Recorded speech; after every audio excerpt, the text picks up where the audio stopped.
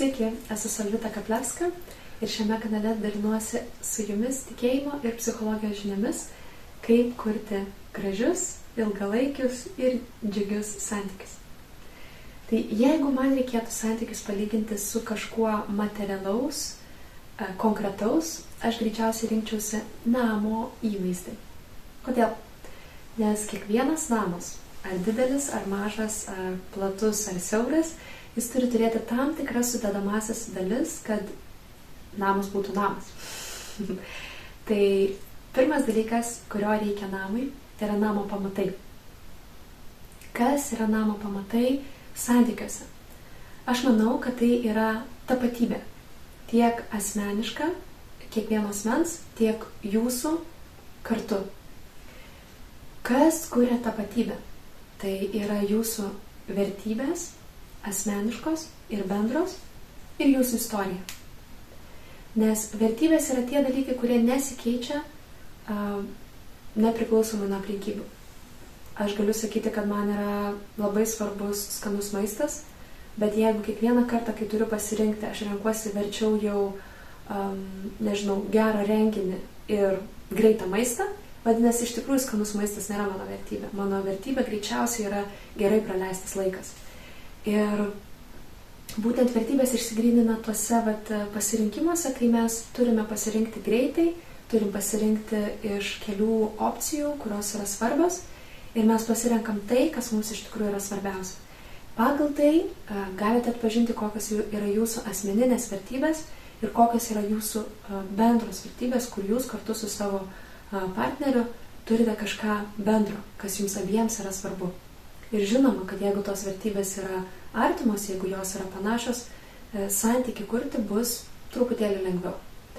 Ir taip pat manau, kad tapatybė kuria jūsų bendra istorija, kurią jūs jau nukeliavot kartu ir kuri tam tikrose, galbūt kriziniuose momentuose gali tapti jums tokiu pagalbos, tokiu ratu, kuris sako, hei, jeigu mes nukeliavom tiek daug, galbūt mes galim nukeliauti ir dar toliau.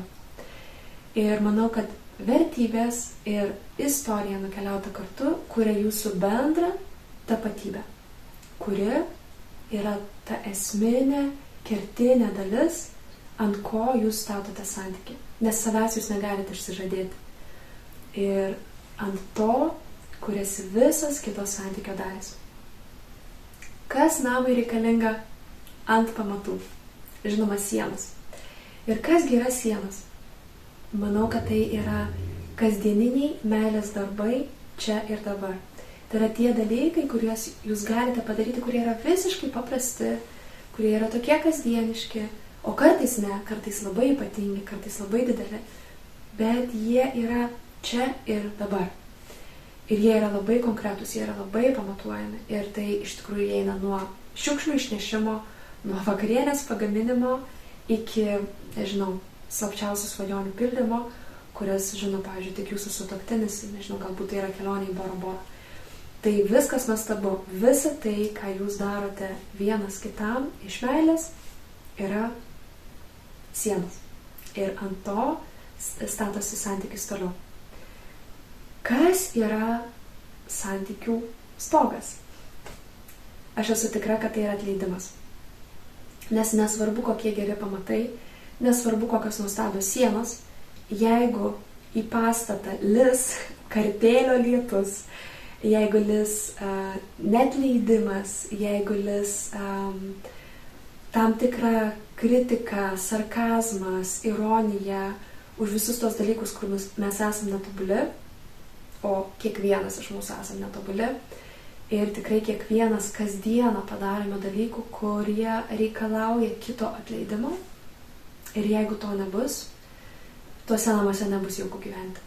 Tuose namuose bus neįmanoma gyventi. Todėl esu tikra, kad tas stogas, kuris saugo visą pastatą nuo to tokio kartėlio pelėsio, tai yra atleidimas. Kas mūsų santykiai yra langai? Manau, kad tai yra vizija, misija, kodėl mes esame kartu. Ir taip kaip kiekvienas turim asmeninį pašaukimą ir misiją, Lygiai taip pat, manau, kad ir santykis, ypač jeigu kalbam apie santuoką, turi tą misiją, kur, kodėl mes esam kartu ir kur mes norim kartu nukeliauti. Ir žiūrint per langą, mes žiūrime į pasaulį per šitą langą. Ir mes matome medžius, tvoras, kelius, mes matome visą tai per lango filtrą. Ir lygiai taip pat, žvelgdami į pasaulį per mūsų misijos, per mūsų vizijos filtrą, mes matome tuos dalykus, kurie yra svarbus, kurie yra verti mūsų dėmesio, arba ne. Ir langai, būtent tas žinojimas, kur mes norime nukeliauti kartu, kodėl mes esame kartu, dėl ko mūsų širdys dega, tai yra tas dalykas, ta mūsų bendra tokia svajonė, per kurios filtrą mes galime atrinkti, kas yra svarbu ir vertinga, o į ką galim tiesiog praleisti pro pirštus ir nekreipti dėmesio. Ir paskutinis dalykas, kuris irgi yra kiekviename name, tai yra durys. Tai yra tas būdas, kaip mes užeiname į namą, į pastatą. Ir lygiai taip pat, kaip mes užeiname į santykį, kaip mes užeiname į šitą teritoriją tokią, ar ne? Ir manau, kad tai yra toks labai gilus žvilgsnis vienas į kitą, netiesioginė prasme, bet tai yra tas žvilgsnis, kuris mato vienas kito širdį, kuris mato vienas kito poreikius, kuris mato, ko dabar reikia šitam žmogui. Ir lygiai taip pat tai yra tas žvilgsnis, kuris atveria mano sielą. Tai yra tas tiesus žvilgsnis akis į akį, ta prasme, kai mes pakeliam žvilgsnį ir žiūrim vienas kito akis, aš lygiai taip pat atveriu ir savo širdį ir aš leidžiu kitam pamatyti, kas yra manyje, kokie yra jausmai, kokios yra mintys, kokie yra troškimai. Ir aš manau, kad šitas žvilgsnis perkeltinė prasme, tai yra ta pokalbio terpė, kai mes kalbamės vienas su kitu giliai apie esminius dalykus, apie mūsų tuos pamatus, apie mūsų meilės darbus, apie sienas, apie atleidimą, apie visus tos dalykus, kurie yra svarbus ir reikšmingi mums. Ir tokiu būdu mes galim užeiti į tą terpę, į tą namą, į tą pastato vidų ir būti tame santykyje, neišeiti kažkur, nelikti už namo sienų, bet būti viduje, gyventi tame, sušilti tame. Tai kviečiu jūs kurti jaukius, gražius namus, kuriuose gera būti ir nesimeta pelėsis. Ir tegul iš tikrųjų santykiai būna gražūs, darnūs ir ilgalaikiai. Apkabinu jūs, iki.